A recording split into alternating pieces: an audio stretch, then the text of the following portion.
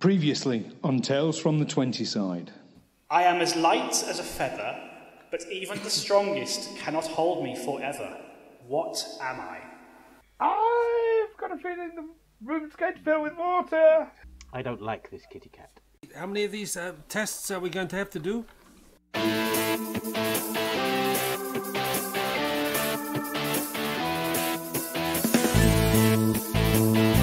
So, adventurers, are we all assembled? Assembled. Yes, assembled. Dissembled. No, disassembled. I mean, you almost were disassembled not too long ago, but there we go. Welcome back, listeners, to Tales from the 20 side, Pathfinder 2nd Edition Let's Play podcast. My name is Dom, and I'm your games master for this and for many other adventures. I'm joined by our regular cast members.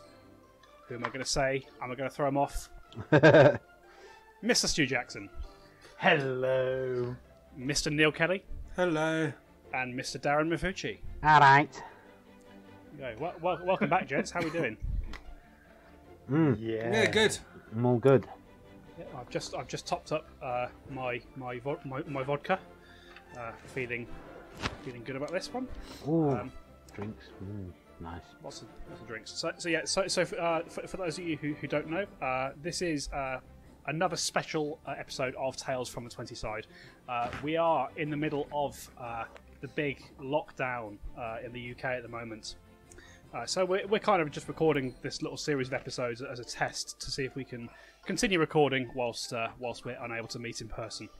And so far we think it's going all right, but we'll see what the edit sounds like. So you may never hear this, but hopefully you will. Hopefully it turns out all right. Time will tell. Time will tell indeed. Okay, so our intrepid adventurers, Alwyn Templeton, Brother Amos, and Otto von Niederschläger, went to sleep after adventuring one day and were awakened by a voice calling them to seek out some challenges and some trials in an unfamiliar place. They explored the place they found themselves in, did battle with some lizard-like chicken creatures, and they've just finished solving a puzzle in which they were locked in a room, forced to find stones with letters carved on them and place them in an altar before they all drowned. They succeeded, dare say, by the skin of their teeth. That is where we bring you back to now. So, adventurers, you have just hit the deck, the kind of iron-grated floor of this chamber you're in. The fishman statue has returned to being a statue, and you find yourselves on the floor coughing and spluttering as the last of the water drains from the room. Adventurers, what would you like to do? Well, I'd given some thought to punching the statue, but I think that might just make matters worse. Okay. As you have this thought, you sort of look malevolently over at the statue, and as you look at it, you feel your anger rising inside you. You hear the familiar voice of Rzark the Sphinx come through the chamber. Well done, well done. That was quite impressive, I must say. I've never seen it done quite like that before. You again. That's us! Well, Kitty. well, anyway, you've done so well here. It's time for you to face the next possible last challenge. Wouldn't that be a bit exciting for you? We'll see. If you say so. Yes, well, as I've mentioned, time is pressing, don't dawdle now. And do feel free to come and find me on the next level. I'll be waiting. Okay. So, shall we find the exit? Yes, let's find the exit. So it's worth noting, actually, as the last of the water drained from the room, the big bronze doors that had sealed you into this room do start to grind open. The same doors we came in by. The same doors that you came in through, yes. And there's no other way out of this chamber. Not that you can see. Back to where we came then. This way then, yes. Okay, I'll lead the way.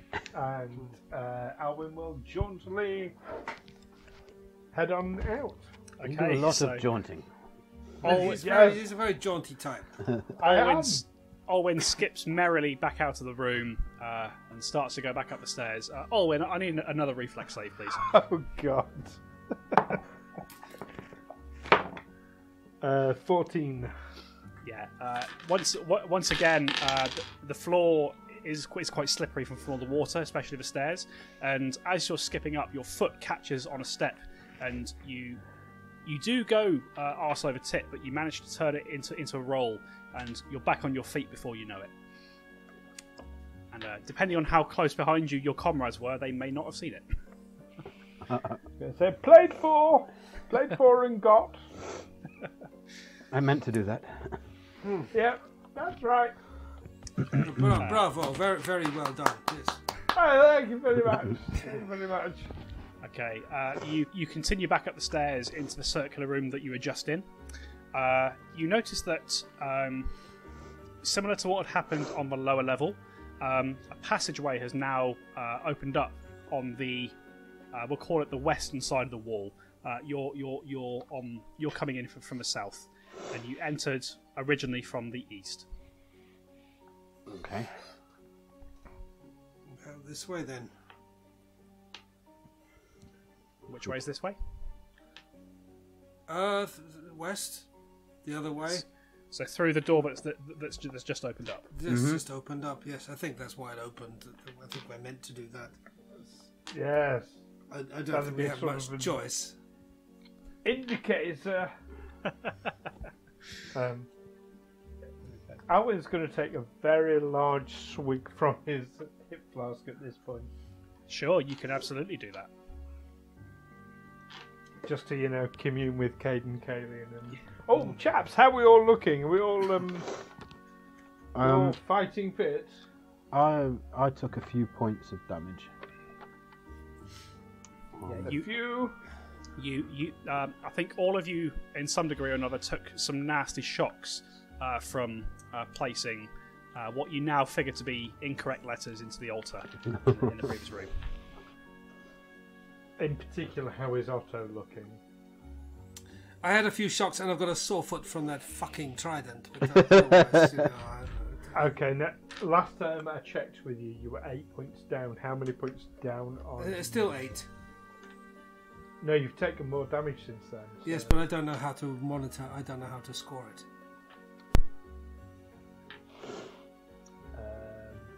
So when imagine Dom says you take so many points of damage, you just knock it off your hit points. 1 point for every time I got a shock. It was 2. Yeah, basically what it was a point of lightning damage for each wrong stone. So however many wrong stones you put in is how many points of damage you took. I think I just put in 2. 2 sounds about right, actually. Yeah. That does sound right. So you'd be 10 points down. I'm sure the listeners will happily correct us on that as they scream into their headsets. No, I just listen to it. Amos was the one just jamming them in willy-nilly. Yeah. As indeed, is his want. Make of that what you will. Actually, listeners, you have an opportunity to tell us where we're going wrong with that. You can be rules lawyers with us and everything like that. Go on Discord, search 20side, and you'll find us, and you can talk to us and tell us where we're doing it all wrong. Yeah, That's great. There's absolutely no guarantee that we'll take any of it on board, but you're welcome to tell us. Rule 0 has a lot to answer for. So if Otto's 10 points down, I'm going to do a quick lay on hands with Otto. Oh. It's very, very soothing. Okay. I know lay on hands is fine, Darren, or Amos, whoever was concerned there. Lay on hands is automatically 6 points back. Oh, okay. Ooh. But I do use up my focus point, and I believe for the next round, for what it's worth, you get +2 to AC, +1 to AC, +2. Yeah. Either way, it's a very temporary bonus. It's certainly not gonna matter much beyond a minute or so, I believe. No. So yeah. But, So for you sort of lay your hand on Otto and you heal some of his wound with the blast of radiant energy from Caden Kalian, and Otto, you feel pretty tough, or tougher than usual for about 6 seconds, and then you feel back to normal. Well, So that was lovely while it lasted. You do. That's what they all say. You do. God damn it, Stu. Otto, you do get 6 hit points back though. Which is nice. Sorry, Dom. That's all right. Yeah, inching toward that psychic damage being a real thing. That's what I'm saying. do you mean it's going to be like scanners, and you are literally going to transmit psychic damage to them? Well, it's funny you mention that, because we were talking about this in the week. I was looking through the Critical Fumble deck, and there is one called Exploding Skull that can kill your character outright. So that's nice. That's a lot of fun. Anyway, we digress. Back to the game. So you patch up Otto with a touch of your hand. Much appreciated. The way open. The way ahead seemingly is open to you. What would you like to do? But Otto will just like bound through. Well, yes, I will bound through. But follow me, chaps. Okay. Oh, sorry, I said Otto, didn't I? I meant Alwyn. I said that was extraordinarily well volunteered there, Stu. Otto didn't even question it. Yes, but only for the 6 seconds when I was feeling great, and then suddenly I think, oh, actually, Alwyn, I don't feel so good. Perhaps you should take the lead. You'll go first. Okay, so Alwyn takes the lead, and you find yourself in a similar spiral staircase to what you were getting up to this floor. Upwards or downwards? It's going upwards. Always been upwards so far. Moving. Where do these stairs go? They go up. They go both ways, depending on your perspective. You continue around this spiral staircase, and again you can see similar arrow slits that give you a view back into the floor that you've just been on, and you climb up another flight of the spiral staircase, and you find yourself in a very similar room. It's almost like you're on the next ring of the cake, and similarly as before, there's a gap in the middle through which you can see down to the floors below you, and you do notice that above you is now a solid stone ceiling. But as you get onto the top of these stairs, you see that there are 3 other passageways leading off from this where you've entered. So if you imagine that you've entered from the east again, there is a passageway to the southeast. There is one to the south, and there is one directly opposite you, leading east. What would you like to do?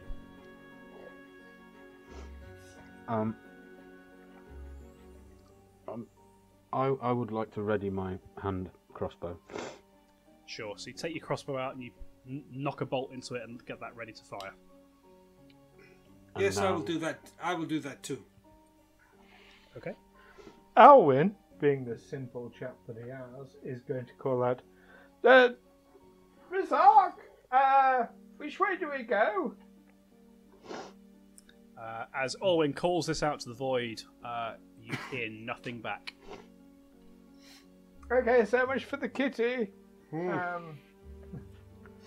Perhaps there's nothing in the kitty. Maybe we should each roll a dice, and then whoever gets the highest, we go. Flip a coin. Yeah, flip a coin. You say. So, I'll take dice. southeast. Dice are things that exist in Galarian, guys. You don't have to. Bone dice, yeah. Okay. Like, it's not. I'll take southeast then. I'll take the middle one. Well, I'll take the other one then. So, are you all approaching different passageways? I think we were going to roll and see which one we will take. Yeah, Or we we're could- all going to roll, and whoever scores highest, that's the way we go. Oh, I see. I'm with you. Okay, fair enough. Yeah. I got a 3. I got a 19. Oh, sorry, is it a D20? I've just rolled a D6. Oh, right, okay. You're going to score higher than me if you roll. Let's try. Let's try again. Let's try again. You're all going to roll a d6. Okay. We're all going to roll a D6. Yeah, okay. It sounds like you need some adult guidance. In the room.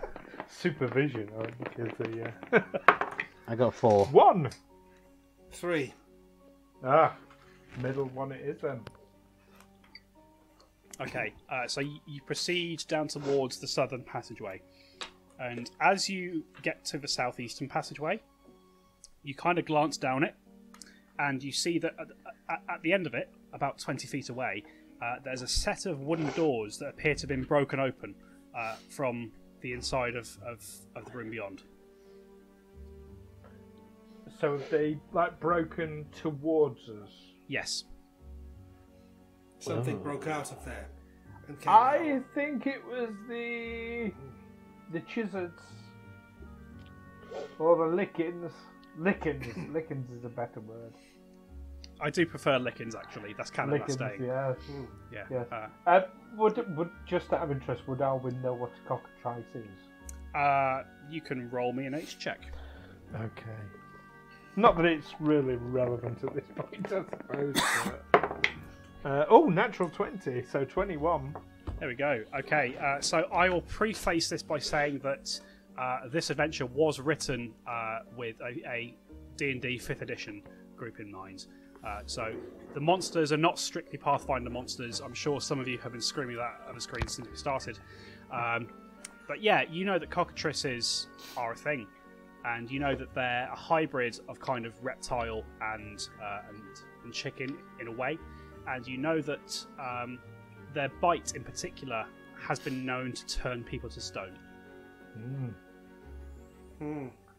But based on the ones that you fought, and you're only getting this because of your natural 20, based on the ones that you'd already fought, you sort of look at these doors, which are 2 big oaken doors. It's unlikely that creatures of that size could have broken through the door in such a manner. Okay, so chances are there's something nasty, but it used to be here, but it's not here anymore, so here seems to be like the safe place to be. Should we go inside? Yes. Yes, let's. Yes. I'm going inside. Yes. After you. Okay. Okay, so you're now heading down the southeast passageway, correct? Yeah. Through these doors, broken doors. Sure. So as you pass through the broken doors, I'll tell you what. Give me perception checks as you enter, please. All of us, or Yeah. If you're going into the room, I'll give you a perception check. 19. 9. dirty 20? Okay. So Otto, you get distracted. You notice that your boot buckle's undone, and you stop down to do that up. Alwyn and Brother Amos, as you enter the room, you notice a few things. This room is quite a bit smaller than the rooms that you've been in so far. It's maybe 30 feet long and 20 feet across. You're coming in from obviously the northwest corner of that room. Both of you see that in the centre of the room there's what looks to be a circle of some kind, almost like a pentagram, and it appears to have been broken. And as you look around the room, the ceiling and the floor and parts of the wall are all covered in what appear to be scorch marks. At the far end of the corridor, at the far end of the room, you can see what appears to be an altar of some description. Next to which is an overturned desk, and you can just see a skeletal arm poking out from behind it.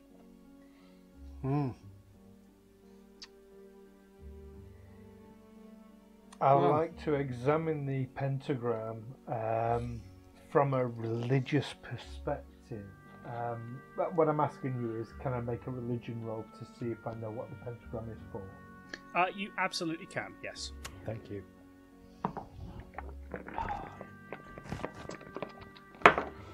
Oh, 12. Okay. It seems to have been... It clearly had some significance to be here, but you're not quite sure what it is. Whatever was going on here, you're not familiar with it. No, okay. I have a question, actually. In law, in my little thing next to it, I've got underworld. Is that the criminal underworld?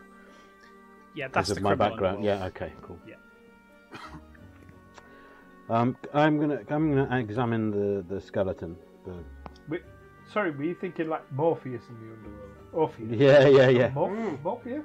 Orpheus, yeah. Okay, right, okay. No, that suddenly made sense now. It took me a moment. It's like, what other kind of underworld is? Oh, wait. Okay. Either way, you approach the skeleton behind the desk, and the first thing you notice is that along the wall, kind of behind where the desk would have been, there is a dark red stain that appears to be a long, dry blood splatter.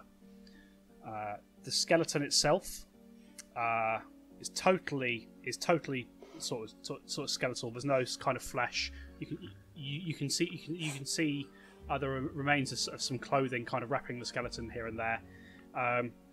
In its left hand, the skeleton is clutching a book, which appears to have landed face down, open, and around its neck, you can see a pair of goggles. Okay, so I'm going to pick up the book and examine the book. Okay, you pick up the book and you examine it, and you sort of flick through it, and it's quite a tattered journal. I didn't want to do that. I'll just close my hand out. Bear with me a second. Technical difficulties, please hold caller. Let's put some elevator music in here whilst I find this.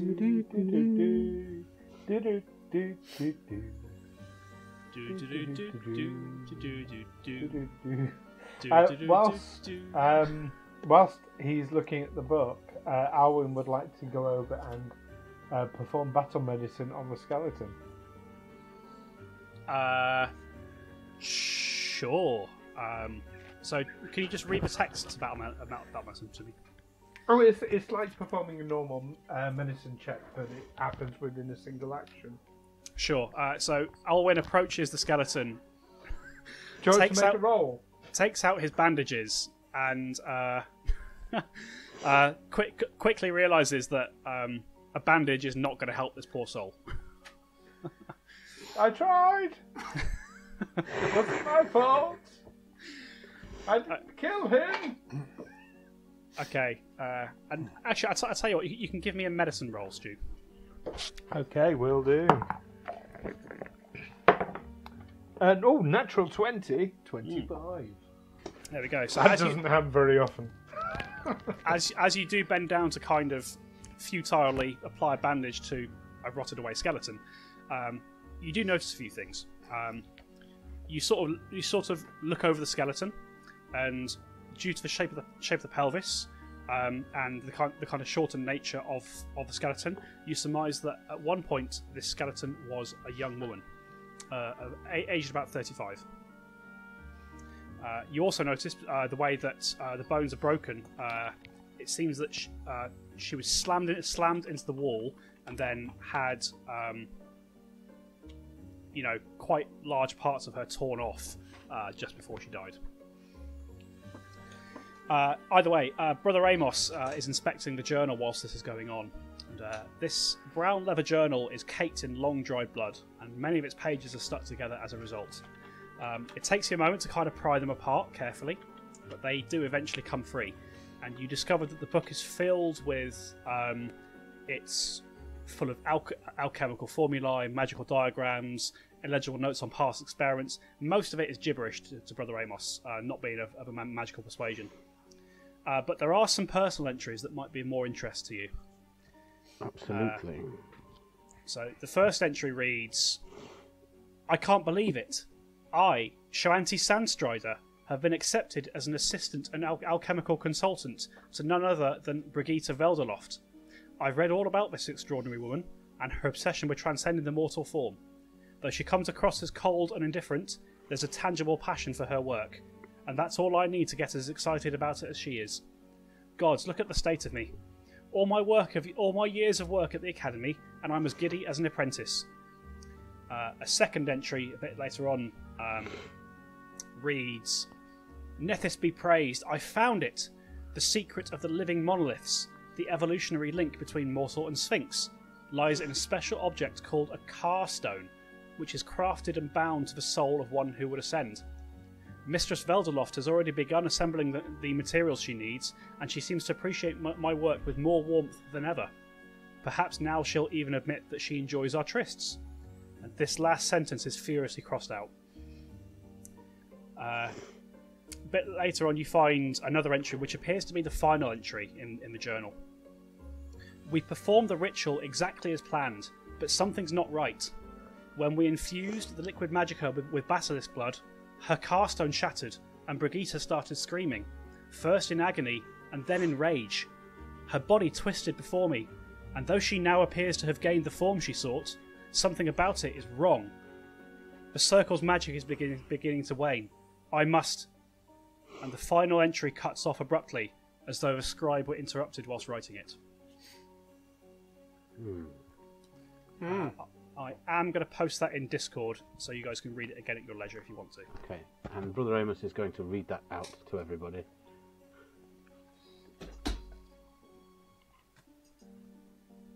Okay, and as and when we post this as an actual episode, we'll stick it on Twitter and Facebook as well for people to see, and Discord, and our Discord channel. Are you sharing that, Brother Amos? Yes, I'm reading it out to you chaps. Okay. And on the back of that, Alwyn will turn into David Boreanaz. What's his name from Bones? And share the stuff he's learned from the skeleton. So now we all know. Otto, are you still tying your shoelaces? Yes. Yeah. Do you want some help? It's all very interesting. And there's a lesson to be learned there, is there not, about meddling with things you don't understand. I'm happy to learn that lesson at second hand. Okay. As a note, folks, when we record on Discord, let's try not to talk over each other.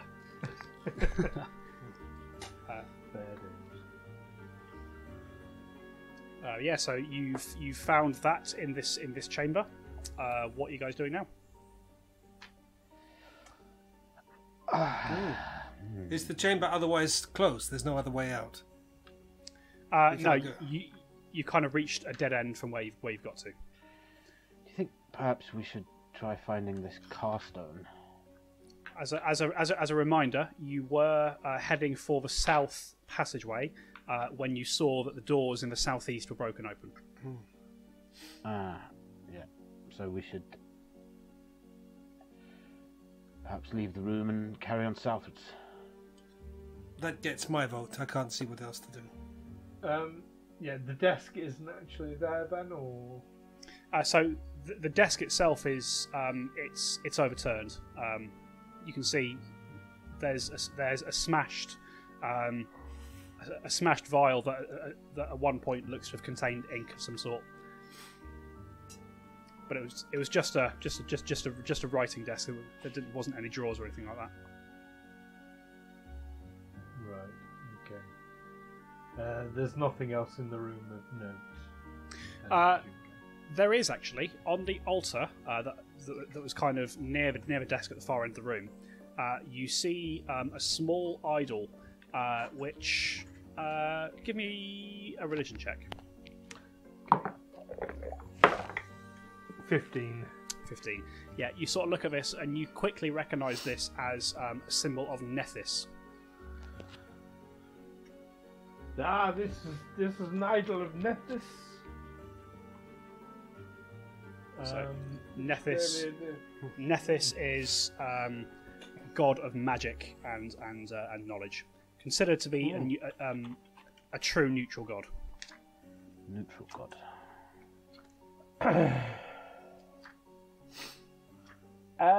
What's Nethys' relationship to Caden Kalian? There isn't one really. So what you do know about Nethys is that he's described as the all-seeing eye. There is a dual nature of destruction and preservation. But you also know that because he kind of sees everything, that revelation has shattered his mind. He doesn't really interact that much with the other gods, as far as you're aware. Okay.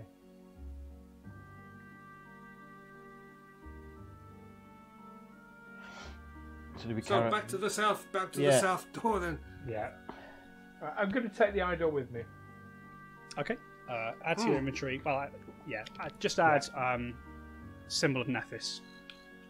Wasn't it? Okay. That should be worth something. What's it made of? Out of interest. It's made of silver. Right. Okay. So what you're seeing is imagine like a theatre mask. It's very blank, expressionless. It's made entirely from silver, and half of it has been kind of darkened with fire. Okay. Oh, but that is just soot that will wipe off, will it not? Now, as you go to wipe this off, it seems to have been intentionally done that way.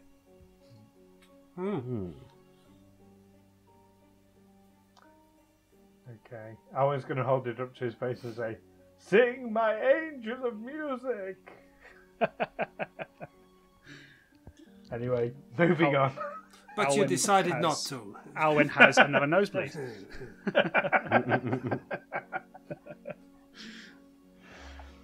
Oh, come on, it was that or I am anonymous. Anyway, moving on. Go. So you exit the southeastern passage and you head towards the passage you were going to before, which was the southern passageway. And this seems to be just a simple corridor. After about 30 feet, you find yourselves at a T-junction. And 10 feet on either side, you can see what appears to be a simple wooden door. Well, let's go through the door. Which one? You're at a T-junction, there's a door on either side. Who votes left? I vote Who left. votes right? I Yes, vote left. Left. I'll knock on the left door. The left-hand door. Okay, you stride up to it and you rap hard with your knuckles. There's no answer. Nobody home. Try Open the knocking door. on the right door. You open the door. I'm opening the door. Okay. Alwyn, give me a fortitude save. Oh, God. Because we don't have any rogues in this party, do we? 16. I mean, just as a note, everybody can do rogue stuff. It's just that rogues are better at it. Right. Like, there's no restriction saying that only a rogue can check the traps. That's not a thing. Assuming you're smart enough to think of it. This is true. Either way, Alwyn, as you go to open this door, you place your hand on the doorknob and you twist it, and you feel a sharp pain in the palm of your hand. You take a point of poison damage. Ooh! Oh no. You start to feel a bit woozy, but you stand and take a breath, and that feeling eventually passes. Once that feeling passes you by, you realise that this door is in fact locked. Oh, it's not opening, and don't touch the handle. Does anyone want to kick it in? I could try punching a hole through it. I tried kicking it. But yes, okay. Well, Okay. kicking it. Okay, Brother Amos, give me an athletics check. And I will cheer you on. Athletics. 5. Yeah, you sort of wind up to put your foot through the door, and at the last second, your plant leg kind of goes from under you, and you kind of bounce harmlessly off the door, and you tweak your ankle in the process. Ow! Also, dwarves are famous as strong people. Why do you have to go? Well, all right, then I'll give it a go. Okay, give me an Well, what athletics is check. it? What is this door made of? It's made of wood. Wood burns quite. Always the answer. Well, you got to do you. To a man with a hammer, every problem looks like a nail. So it's a wooden door. Yes, I will make fire. Okay. I'll tell you what. Let me just roll the 20. See what happens. The DM did not expect that. No. Yeah. So this door's been here for quite some time, and although normally it might have rotted away, the air is quite dry up here. So, and it takes you a few seconds to get it going, but you do eventually manage to set the door alight, and it's going to take a few minutes for it to fully burn away, but absolutely, just with your produced flame, you're able to burn through the door. While There that's you see. burning, should we have a look at the other door? We burn The that one right as tools well. for the job. Yeah. What do you reckon, chaps? We could examine. I mean, there's no harm. Yes. It's just there. Go to the other door and check it for traps. Okay. Roll me. So I'll roll that. What's your perception DC? My perception DC is 16. So sorry, I meant your score. That's 6. Okay. Yeah. You inspect the handle. I assume you're looking for a similar sort of trap. Yes. Yeah. You detect no traps. Okay, I'll try opening the door. Yeah. This door opens quite freely. All right, this one's fine. Okay. This is all kind of taking place whilst you wait for the other door to burn away. I'm assuming. Yes, exactly. So Yes. you find yourself in a small bedroom. Actually, there's sort of a 4-poster bed in the centre of the room. There's a few drawers and desks littered around. This room is really, really, really untidy. There's clothes everywhere. There's notes all over the floor and all over the bed. Kind of in one corner, you can see what appears to be or at one point have been some kind of alchemy lab. Oh my god, chaps! This is exactly the sort of place we're going to find a kitty. And I'll start going, like, looking under the bed, going, hey, kitty.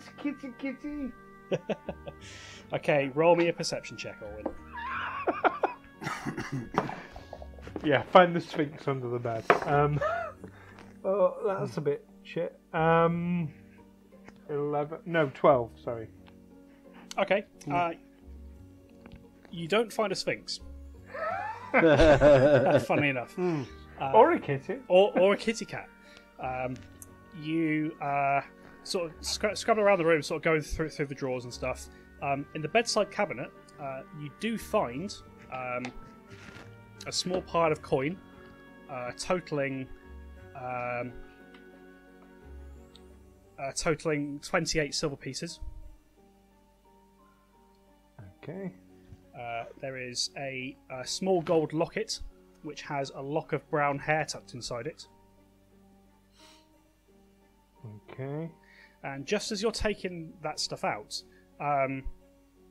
your hand kind of catches on the bottom of the drawer, and the bottom of the drawer shifts, seeming to have some kind of false bottom. Oh, I'll definitely take a look and examine that. So in the false bottom, you find another little pile of coin. This time totaling about 40 silver pieces. Okay. And there is a key that looks like it might have fit the lock on the door that you're burning down. Oh look! Found a key for the. Oh. Right, brilliant. I'll pocket the key anyway. Sure. And for silver pieces, I'm going to give the other chaps. Let me work this out. How many did you find? Was it 68?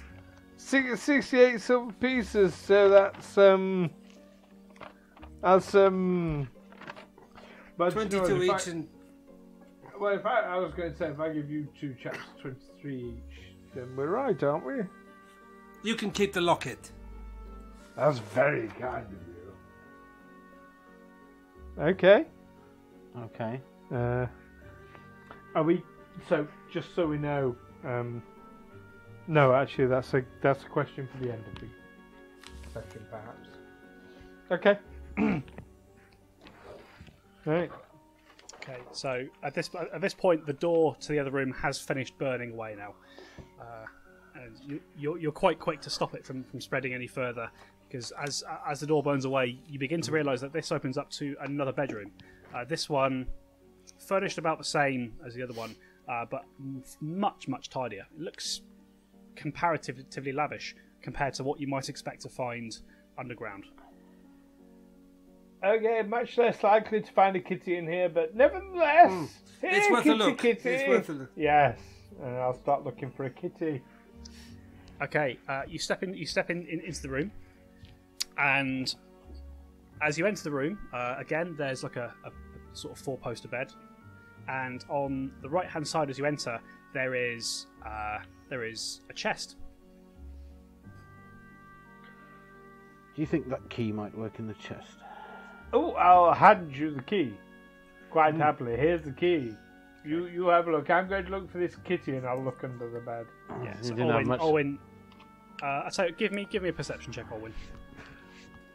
I'm just looking for this kitty. You know, one that's been talking to her. Oh, that's really good. 25. Okay, you find a wardrobe. Like it's like a little walk-in wardrobe. There's some quite fancy gowns in here, but still no Sphinx or kitty cat.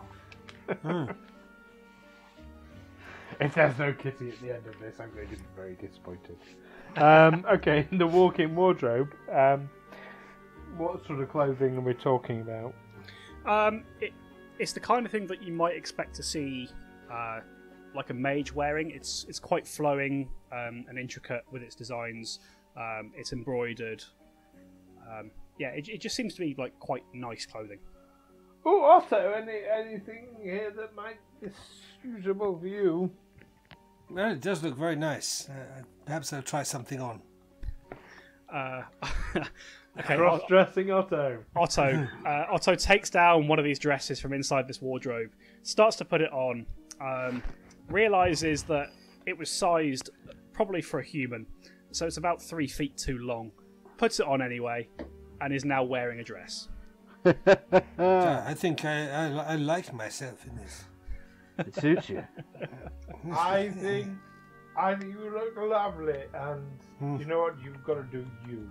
Otto, what are you doing later? Well, I think they have clubs for this kind of thing, don't they? Do you want some privacy? No, I will find one of those. I will find one of those taverns where this kind of attire is encouraged. Okay. I think I should open this chest. Or try to, at least. But, given your experience with opening chests, I think we should check it for traps first. And then I will set fire to it. Okay. Yeah, you sort of go to inspect the chest, and it does not appear to be trapped. Okay, so I will try to open it with the key. With the key, okay. If So it is indeed locked. the key.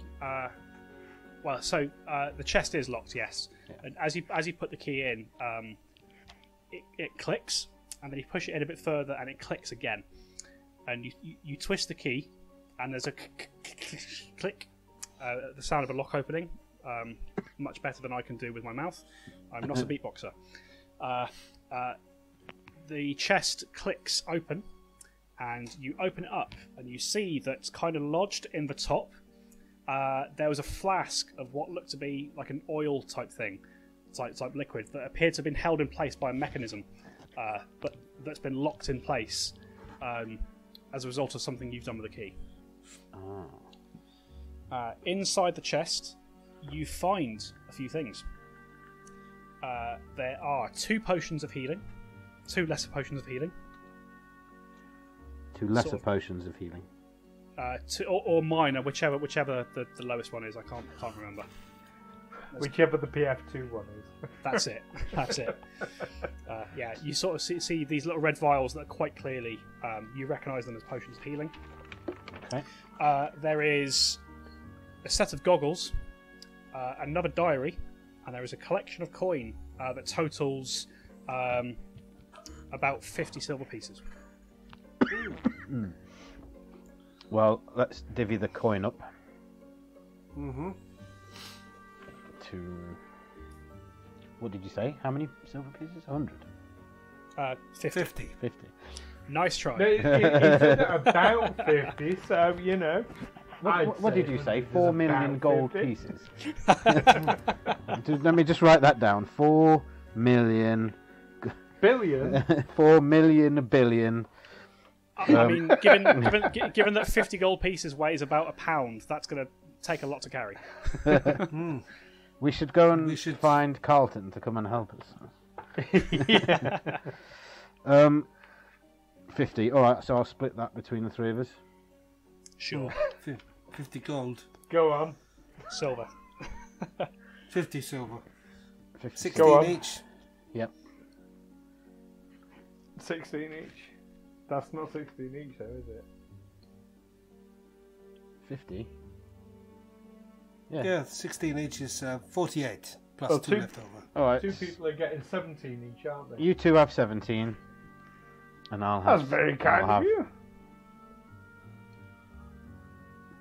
I'll have what's left. Do you know what? That actually works out all round. Yeah, because you... I think. No, Otto gets 1 extra than you and I. But never mind. And now I have 40. That's a nice round number. Yeah, I get 39. Did you say there was a flask of something? Yes. I'd like to investigate that flask. After you. Is it drinkable? Which one? The one that's kind of locked in the top of the chest? Yeah. I tell you what, no, you don't need a roll to recognise this. This was, or still is rather, a flask of alchemist's fire. Seems to have been left here to destroy anything in the chest if it wasn't open properly. Is it possible to remove the flask intact? Do you have a set of thieves' tools? No. No, I don't. If you do not have thieves' tools, you gather that the way it's locked in, you're not going to be able to get this out. Does anybody have any thieves' tools? No, I'm afraid not. I'm glad I'm working with honest people. Can I remove the lid of the chest? You can certainly try to. Okay. Give me a strength check. Okay. I'd like to, if it's worth anything, use a dagger to try and remove the... Yeah, it's not really suited for that, unfortunately. Okay. Strength chest. Oh, fuck. 5. Okay, as you're trying to shake... You're trying to pull the leather chest loose, and you try to pull it, and you try to shake it a bit, and as you do so, the clasps holding the alchemist's fire in place, they do come loose, and the fire, the vial falls out, smashes in the bottom, and bursts into flame. Ooh! Quick, Otto, burn it. I know it's burning itself. Yes, I'm not equipped for putting fire out. It's already burning. Am I in the field of burning? Did you take everything out of the chest before you did that? I took the coins out. Okay, so as you grabbed the presumably you were coins out, taking it out as you were examining it, weren't you? I mean, yeah, sure. I'll allow you to. I'll allow that to be the case. And also, I would have had the lid hinged upwards. Oh yeah, I took the If potions that out. makes sense. Okay, so you left the book and the goggles. For the diary? Yes. Or have you taken that out? No, otherwise how would he have known it was a diary? I mean, you haven't told me that you read it yet, so because I haven't told you what's in it. Okay. So I'm kind of assuming here that you might have just burned it. Can we make a roll for that? We absolutely can. Can I reach in before it all goes up in flames and try and salvage it? Brother Amos, give me a wisdom roll. Wisdom. Where's wisdom? Wisdom is your There we go, fifth got it, yeah. ability. That is 17. Okay, as you see Alwyn starting to jerry off the lid, you're like, no, wait, and you do get those items out of the chest. So let's examine this book. Good job. But the alchemist fire has gone. But has it damaged any of us? That's the. Oh no, it was all contained within the chest. You get the sense it was just meant to destroy whatever was in there. Oh, that's a bugger. That would have been useful. But, throwing at things like kitty cats. Either way, I've learned something about this quest. It's that I've put too much loot in that room. Yes, Players get very distracted, it seems, when you put loot in front of them. Anyway, Shiny things. so you pick up the book and you take a look at it. This blue journal is neatly presented and appears to be very well organised. As you flick through it, most of it is musings on the origins of sphinxes. Some of it appears to be coded notes on the individual's theories. But there are some personal entries that are written more plainly that you can make sense of. The first one you find says that this diary is the sole property of Brigitte Veldeloft. It is the sum of my research on transforming a willing person from mundane human into majestic sphinx. At the culmination of my work, I will be the first subject in living memory to achieve such a transformation, at which point the knowledge within this journal shall become my charged secret to protect, so that it cannot fall into the wrong hands. Nethys bless me with guidance. A bit further through you find an entry a bit later on that says, we've had a breakthrough. Shoanti was able to decipher some of the old texts I've had in my collection for some time. I wager it was her exotic heritage that gifted her some hidden intuition about them. I do hope she doesn't read too much into my elation. She's diligent and sweet, but we mustn't get attached, or it will only be more painful when we complete the work and part ways. I've begun work on my very own Carstone, the object that we humans need in order to bridge the gap between us and the majestic sphinxes.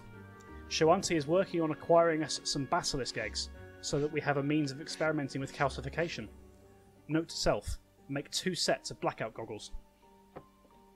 A third entry you find reads as follows.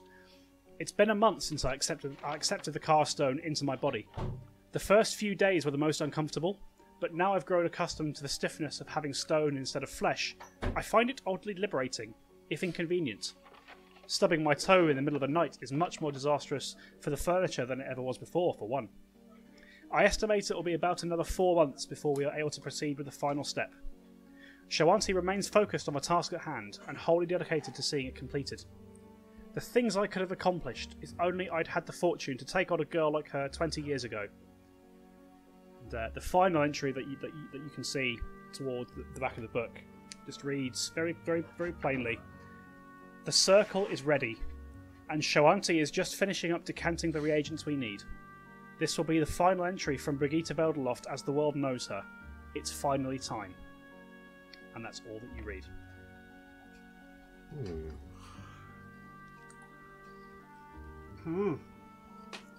Any thoughts, gentlemen?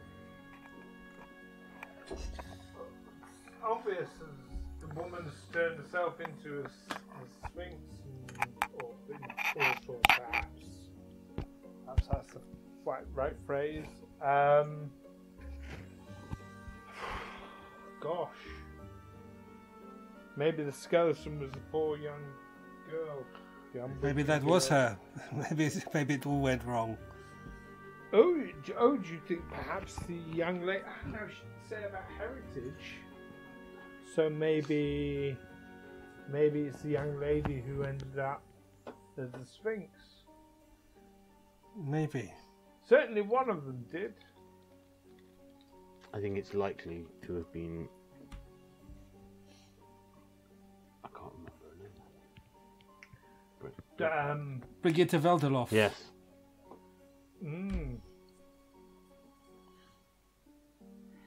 Yes. So I guess we just carry on looking for clues and exploring. See if we can. Shall we see if we can find some more money? So as you kind of finished reading through the diary, the voice of Rzark comes through the room, just calls out to you and says, "Well, I see you're done reading at last. Come on, you still yet to find my secrets." And that, folks, is where we're going to end for that session. Ooh.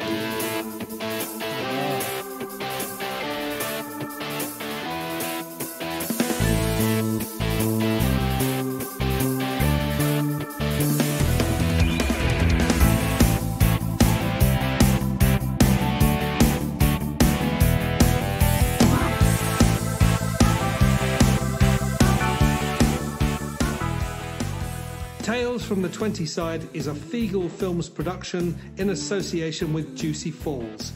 Music by Nazar Ryback from hooksounds.com. Editing by Stu Jackson. Find us on Facebook, Twitter and Instagram by searching Tales from the 20 Side or by visiting talesfromthe20side.com.